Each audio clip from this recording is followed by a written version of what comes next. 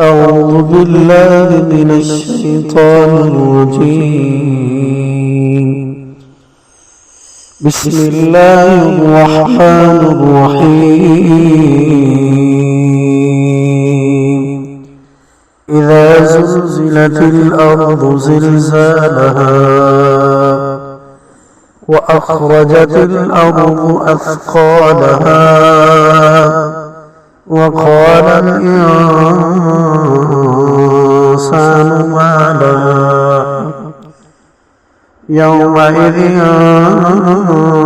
تحدث أخبارها بأن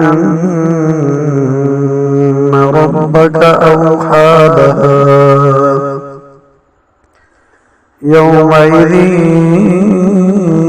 يصدر الناس أشتاتا ليروا أعمالهم فمن يعمل مثقال ذرة خيرا يره ومن يعمل مثقال ذرة شرا يره. صدقت يا رب العالمين.